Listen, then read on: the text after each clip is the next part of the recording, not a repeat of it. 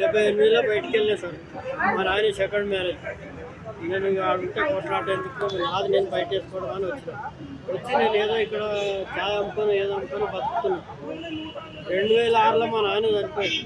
సడన్గా వయసు కల్లా నీ పేరు చనిపోయిండు. మా అమ్మ బయట కూర్చున్నది, ఏం లేదు. వీళ్ళందరూ మా పాలెళ్ళు అంటే మా నడిపినైన కొడుకు బుచ్చగౌడు, మా పెద్దనైన అంజయ్య, బుచ్చమ్మ, అనంతరాములు వీళ్ళందరూ కలిసి బుక్కులు దొంగతనం చేసి మా బుక్కులు ఇవ్వలేకపోయింది. 5-6 నెలలు బుక్కులు ఇవ్వలేదు. నా పేరు నాగేష్ గౌడ్, మా నాయన పేరు మల్లేష్ గౌడ్, సీమల్ మోమిన్పేట మండలం, జిల్లా వికారాబాద్ జిల్లా. అయితే అప్పటి సంది తిరుగుతుంటే ఏం పాస్బుక్కులు లేవు అంటే వీళ్ళందరూ పాలెళ్ళందరికీ చెప్పిన కానీ ఎవరు కదలలేదు. నేను పోలీసు కంప్లైంట్ ఇస్తా అంటే మా పాలేడు తెచ్చి ఆకిట్లో పడేసి కట్టి బుక్కులు అంటున్నావు అని కోపమైంది. సరే ఇప్పటికన్నా ఇచ్చారు కదా, లేకపోతే నేను కంప్లైంట్ ఇస్తుంటా అని పోయి వాళ్ళకు చూపిస్తే వాళ్ళు ఏమన్నారు, ముఖపంచనామా చేసుకోమన్నారు. అప్పుడు సైదా బేగము, ప్రేమ్ కుమార్ ఎంఆర్ఓ ఉండే. అయితే ఈ బుచ్చగౌడు డీలర్ రామచంద్ర బుక్కులు దొంగతనం చేసింది నాకు తెలియదు. ఆడు పోయినాక ముఖపంచనామాలో బయటపడ్డు. అప్పటి సంది కుర్చీలోకి వెళ్ళి లేవాడు డీలర్ రామచంద్ర అంటే ఆయన గిరిదారు పక్కనే కుర్చీలో కూర్చుంటాడు. ఆయన లేవాడు. అడిగాడు ఎన్ని మాటలు అడిగినాక ఇట్లా సార్ అట్లా సార్ అంటే మరి అంటే ఇట్లా అయింది ముఖపంచనం ఏదో అంటే వాళ్ళు ముఖపంచనం చేసిండ్రు. నా పాస్బుక్లు ఇవ్వమన్నారు, నా ఫోటోలు ఇవ్వమన్నారు, ఇచ్చిన. ఆ రోజు నైట్ సర్పంచ్ చచ్చిపోయాడు మా ఊళ్ళో. మళ్ళీ పెండింగ్ పడ్డది ఆ వరకు. ఆ పెండింగ్ వాడి మళ్ళీ తిరిగితే ఈ లోపల కేసీఆర్ వచ్చిండు. గిరిదారు మారిండు, ఎంఆర్ఓ మారింది. వాళ్ళ పేర్లు అంటే రమేష్, సాయిదా బేగం ఎంఆర్ఓ. వీళ్ళందరూ కలిసి డీలర్కు వీళ్ళందరూ ఒకటైపోయి ఇంత అడుగు పొలం అంత అడుగు పొలం అని ఫోన్లోనే చెప్పుకోవాలండి. మీ వాడు వచ్చిండు అంటే అధ్యక్షురాడు అని చెప్పడం.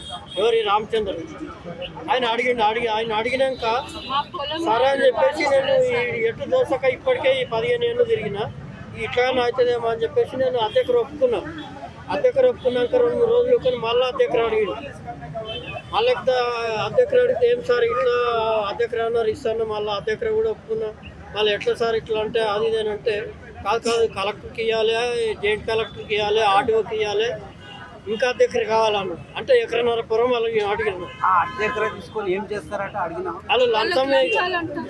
వాళ్ళు ఏం చేస్తారు, నీకు కావాలంటే అధ్యక్షుడు ఎకరన్నర అయినాక మీరేం సార్ చేసేది, నేను తక్కువ అవుతుందనే కదా ఫస్ట్ 1 ఎకరా 2 గుంటలు అన్నారు. ఇది లెక్క అవుతుందా అంటే ఇప్పుడు అయితే అట్లా అంటున్నాను అంటే వాళ్ళకి అడిగి చెప్తే సరే అవుతుంది పో, నువ్వు అధ్యక్షుడు ఒప్పుకుంటే అవుతుంది, ఎకరన్నర అవుతుంది చేస్తామన్నా. నేను ఇక పోలే. మళ్ళీ ఇప్పుడు కలెక్టర్ మారిండని పోతే నువ్వు అప్లికేషన్ పెట్టుకొని ఒకసారి తిప్పిండు, ఉన్న దానిలో చేసుకోను అన్నాడు. ఉన్న దానిలో ఆన్లైన్లో వీళ్ళు అధ్యక్షుడు ఎకరన్నర అడిగి ఇక మొత్తానికి చేయకపోతే బాగుండదని అధ్యక్షుడు ఎకరన్నర 3.5 పెట్టి చేతులు ఎత్తేసి ఆ 3.5 అది అంటే అది కాదు కానీ 3.5 చేసుకొని దీనికి కట్టుకో అని చెప్పేసి కలెక్టర్ అంటే నేను 3.5 అబ్సర్వ్ చేసి 10,000 కట్టిన మీ సేవలో. అవుతుంది కదా అనుకోని అయినాక నేను ఆ పేపర్ తీసుకొని సంతకం తీసుకొని ఆఫీస్ మండలానికి పోతే అవుతుంది నీది, ఎవరు చెప్పారు నీ కాడు కొమ్మని, ఎవరు చేయమన్నారు, నీకు ఎవరు కట్టుకోమన్నారు, నువ్వు ఏడ కట్టినావు అంటే మీ సేవలో కట్టిన సార్ అవుతుంది అని చెప్పేసి ఈ పేపర్ చూపించిన. పేపర్ చూపిస్తే దీని మీద కట్టింది అందరు సంతకాలు తెచ్చుకోమన్నాడు. ఇప్పుడున్న 5 మంది సంతకాలు తెచ్చుకున్నాక ఆ పేపర్ పర్ణ చెప్పి జేబులో పెట్టుకొని మీ అక్కను తోలుకరా మళ్ళా అంటే ఇది 2వ బ్యాచ్. మా అక్కకి నేను ఎప్పుడు చెప్పిన 35 నాడు చెప్పిన అధ్యక్షుడు చేసుకోమని. అప్పుడు మా బావ మా అక్క మీరు కావరమటి పెళ్లి చేసుకుంటారు, మీరు కావరమటి పిల్లలు కన్నారని తిట్టిండు. ఆ తిట్టినందుకు మేము వచ్చేసినాం. మేము అధ్యక్షుడు చేసుకోమన్నందుకు తెగులు తినొచ్చినాం. అయితే ఇప్పుడు ఆమెను ముంగటికి అందరు అయిపోయారు, అందరితో ఉన్నది అని ఇట్లయితే దొరకడు అని మా అక్కని ముంగటేసి ఇప్పుడు నన్ను కోర్టుకు వేయించింది. మా అక్కతో కోర్టుకు వేపిస్తే నేను చెప్పిన మా ఆ కోర్టు లాయర్లు నా మీద డాగులు వేస్తారు. నీ వీడికి వస్తే బతుకవు మీ అంటే నాకన్నా చేయాలి కదా, మా పిల్లలకు చేస్తారు. ప్రభుత్వం దృష్టికి అక్కడ పోలీసులు ఉంటుంది, అయితే ఇప్పుడు నేను ఒకసారి పోయి వచ్చిన కోర్టుకు లాయర్ని మాట్లాడుకోమన్నాడు. సరే లాయర్ మాట్లాడుకున్నాక రమ్మంటారు కదా అనుకున్నాం. మళ్ళీ 20 తారీఖు రమ్మన్నాక సరే అని చెప్పేసి పోతే వాళ్ళు ఫోన్లో నాకు చేయలే కదా. నాకు చేయకుండా మా పిల్లలు బాధపడి మాట్లాడుతుంటే మీ డాడీ చదువుకోలేనట్టుందో, మీ డాడీ చాలా వీక్ ఉన్నట్టుంది, మీ డాడీ కొట్టేటట్టు మాట్లాడతాడు, అందుకని చేస్తున్నాము నీకు చెప్తున్నాము అని పిల్లలు పై చేస్తే పిల్లలు నా మీదకి రివర్స్ అయిపోయింది. నా పిల్లలు నన్ను కొట్టనికే రెడీ అయింది. ఇది ప్రభుత్వం రేవంత్ రెడ్డి గారు, ఈ రేవంత్ రెడ్డి నన్ను గ్రహించి బట్టి విక్రమార్క కానీ ఈయన తుమ్మల నాగేశ్వరరావు కానీ నన్ను దయాదలిచి జర నాది నాకు ఆటోటు చూస్తున్నాను. నేను దీని చుట్టూ తిరుగుతున్నాను. ఇప్పటికి 9వ సారి వచ్చినాను. నేను ఏ ఆన్సర్ లేదు. నా పొలం నాకు కావాలి, నా పొలం నాకు కావాలి. నా కుక్క నా భూమి అనుకుంటప్పుడు ఎంతో మంది ఇస్తారు. నేను ఇయ్యని మాట కాదు. రూల్స్ లో ఉన్నది ఆడవిళ్ళకి ఇవ్వాలని అంటున్నారు కాబట్టి నేను మీరు ఈ రూల్స్ రాకముందు చెప్పిన నేను ఆడవిలో వంతు ఆడవిలకి ఇవ్వాలన్నా లేకపోతే మీ ఆడవిళ్ళకి సగం కావాలంట. నేను అన్నా మరి సగం ఎవరు ఇచ్చినా చూపించండి నాకు, నేను ఇస్తే సగం అని చెప్పిన. తప్పేముంది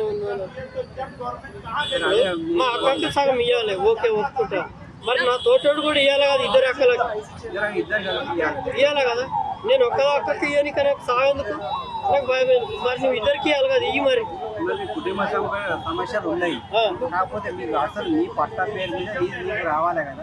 విరాసత కానివ్వలేదు. 20 ఏళ్ళు అవుతున్నది విరాసత కాలేదు. 7,000 ఒకసారి, 8,000 ఒకసారి, ఇట్లా లెక్కలేని కట్టుడు కట్టి 2 ఎకరాలలో ఉన్నా. మిగతా అంతా వాళ్ళు కబ్జా చేసుకున్నారు, వాళ్ళ పేరు మీద చేపించుకున్నారు. మా నడిపిన కొడుకు 1 ఎకరా, మా పాలల్లో 1 ఎకరా పెండింగ్ లో నాకు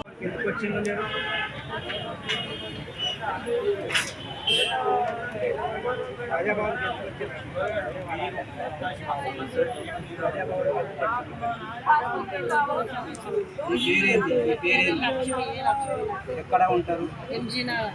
మండలం ఏది? జిల్లా?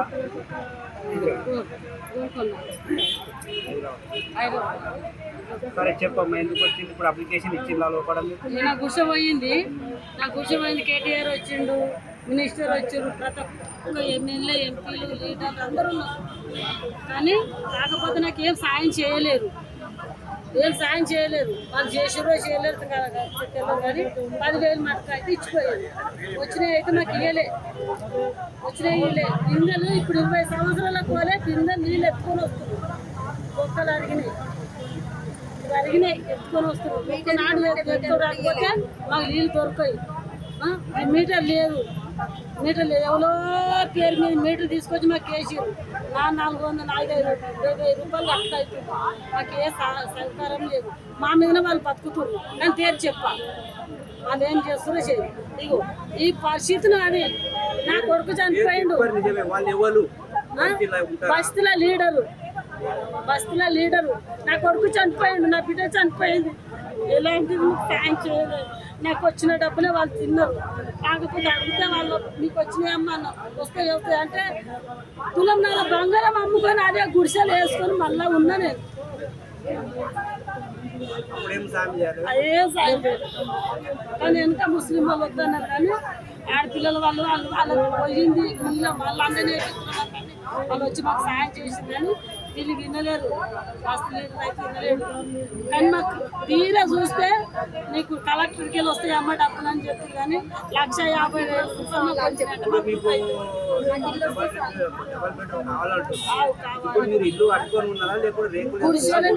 గుడిసెనే ఆనవాడితే మొత్తం మోర్లీలు ఫిలిం నగర్కి వెళ్ళి అప్పోల కాడికి వెళ్ళి వస్తాయి. మొత్తం అధికారులు చూస్తారు కానీ అప్పుడు ఓట్లప్పుడు వస్తారు. ఇప్పుడు చూడు రారు. నిన్న తీసినా కూడా రారు. ఇన్నాళ్ళు ఉంటే ఇంటికి పోతే లేరా, ఇంటి కూడా లేరని చెప్తారు.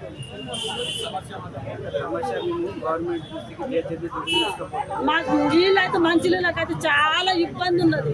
20 సంవత్సరాలుగా మసమ్మ గుడి కాడికి వెళ్ళి ఎత్తుకొచ్చుకుంటాం.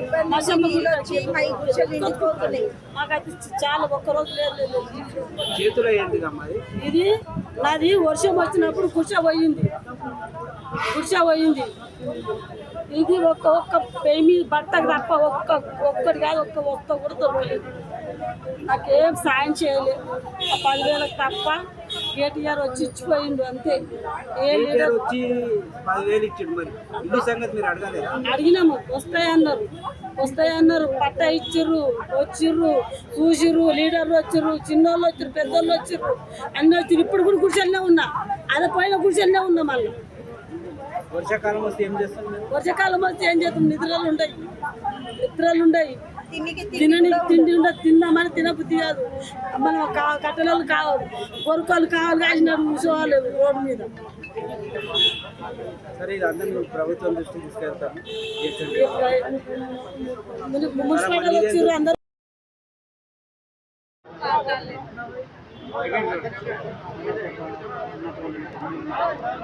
చేసిన పని అధికారులు ఎవరు గత ప్రభుత్వం కూడా వచ్చి కూడా ఈ ప్రభుత్వం వల్ల న్యాయం జరుగుతుందేమో చేసేది చేయలే. ప్రభుత్వం అంటే ఈ ప్రభుత్వం వాళ్ళు ఏం చేసేది వాళ్ళు చేసేది ఉన్నది. కింది స్థాయిలో చేయాలి కానీ పెద్ద స్థాయిలో ఎవరు చేయరు కదా. కింది స్థాయికి డిమాండ్ ఉన్నప్పుడు పెద్ద స్థాయికి ఏం చేస్తారు? ఇంకొకరికి వరద వచ్చి మురికివాడ ఎట్లా ఉండదు ఆ లెక్కకు చాలా ఉన్నాయి. నా దగ్గర వీడియోలు కూడా ఉన్నాయి. అవి కూడా చూపించమంటే చాలామంది మంచినీళ్ళలో కూడా చాలా ఉలకతొలకలు ఉన్నాయి. ఫస్ట్ 10-20 నిమిషాలు ఊపి నీళ్ళు వాటర్ కిందికి తల్లిడు వాళ్ళే.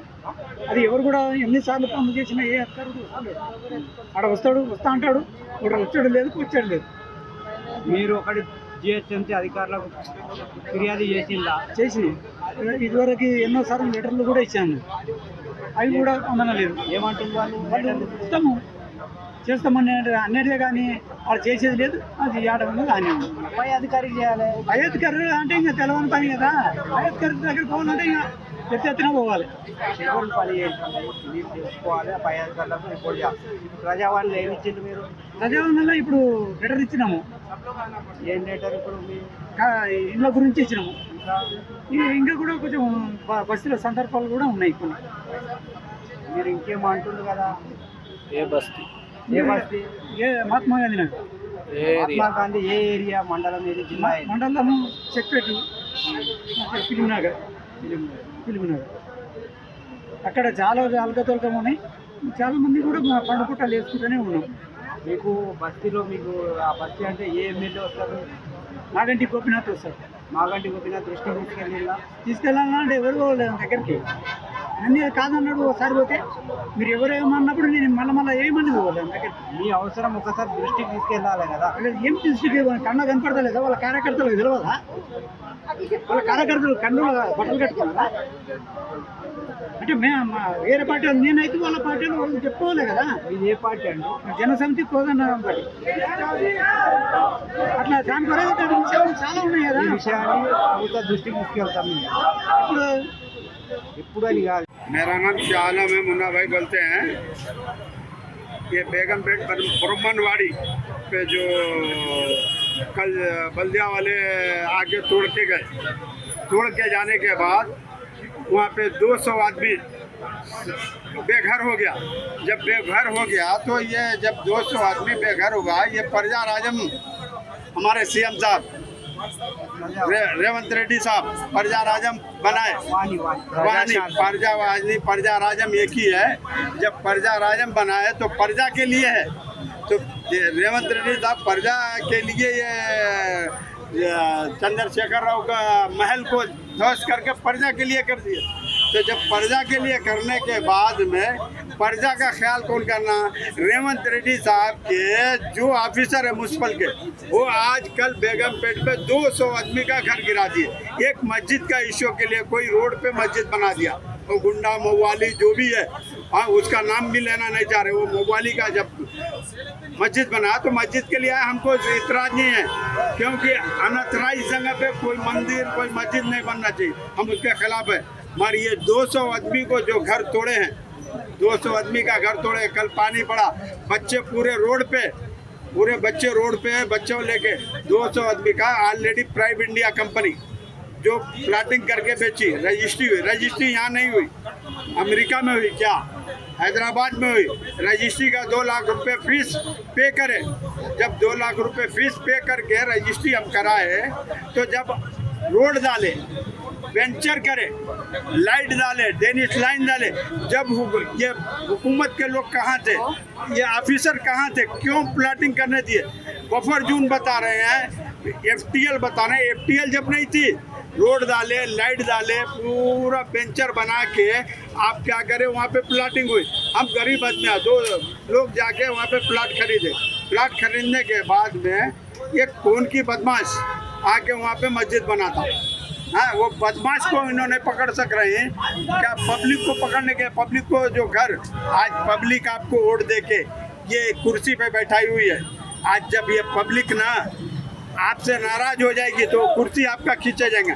पब्लिक का आप सेवा करेंगे, जैसा जनता दरबार लगा दिए हैं, तो आप भी जनता का, तो उनका सेवा कीजिए, उनको आप उनका सेवा कीजिए। आप कुर्सी पे हम हमेशा कायम रहिए। उनका हिसाब नहीं देंगे तो आपको कुर्सी पर नहीं बैठाएंगे। तो उसके लिए आपके जो ऑफिसर गलत काम करे हो उनके ऊपर भी एक्शन होना चाहिए। जो प्लाटिंग करा है उसके ऊपर भी एक्शन होना चाहिए। जो बदमाश मस्जिद बना है उसके ऊपर भी एक्शन होना चाहिए, क्योंकि मजहब नहीं सिखाता आपस में बैर रखना। हम हिंदू, मुस्लिम, सिख, ईसाई एक साथ रहने वाले हैं, तो हमको कोई तनाजा, एक मेरा भाई उससे नाराज है, वो हमको वो चीज़ नहीं चाहिए, हमको वो काम नहीं चाहिए, क्योंकि वो चीज़ पे हमारी इबादत भी नहीं होगा। वो इबादत के लायक नहीं है, क्योंकि इबादत वही होगा जब मेरा एक हिंदू भाई, सिख भाई, ईसाई भाई वो उसको समझ ले, उसके ऊपर हमसे नाराज न रहे तो उस पर इबादत कबूल है। वो बदमाश को पकड़ो, वो बदमाश को पकड़ने के बाद में उसको पनिशमेंट। ये 200 आदमी का जो घर टूट गया, इसका कौन जिम्मेदार है? ये आपके ऑफिसर जिम्मेदार है, कौन जिम्मेदार है? तो हम किरण को रेवंत रेड्डी साहब से मैं ये गुजारिश करूंगा कि जितने हमारे गरीब लोगों के घरों को तोड़े उसको आबाद। आपका वो हरिता हरम का बोर्ड लगा दिए, हरिता हरम का बोर्ड लगाने के बाद में आप वहाँ नर्सरी कायम कर रहे हैं, तो नर्सरी किसके लिए? हम घर लोगों को बेघर करके आप नर्सरी लगाएंगे, हरा भरा करेंगे। जब पब्लिक नहीं तो आप किधर से रहेंगे? वो बात आप वो लोगों को, ऑफिसर लोगों को आप पूछे, ऑफिसरों को वो बता रहे हैं कि गवर्नमेंट लैंड है। जब प्लाटिंग हुई तो गवर्नमेंट लैंड नहीं था। जब गवर्नमेंट कहाँ गई थी? आज 7 साल से हम आए, 7 साल से गवर्नमेंट नहीं थी, ऑफिसर नहीं थे। सिर्फ एक ही इश्यू पे हुआ था, वो खून की बदमाश। वो बदमाश को गवर्नमेंट जानती है, वो बदमाश को पकड़ो और उसको पनिशमेंट दो। हमारे जो गरीब लोग हैं उनके घरों को आबाद कीजिए। आप हमेशा ये घर कब तोड़े? कल तोड़े भैया, कल ही तोड़े। हाँ कल तोड़ के अभी हम लोग यहाँ पे गए, पुलिस में हम जा रहे हैं कंप्लेंट भी करने। हाँ, कंप्लेंट करके ऑलरेडी गवर्नमेंट से भी कोर्ट को भी जाएंगे, गवर्नमेंट से रिक्वेस्ट कर रहे हैं हमने रेवंत रेड्डी साहब से, आप ये गरीबों का भला कीजिए। आप हमेशा, आप इनकी दुआ लीजिए, आप हमेशा कुर्सी पर कायम रहेंगे। जय हिंद।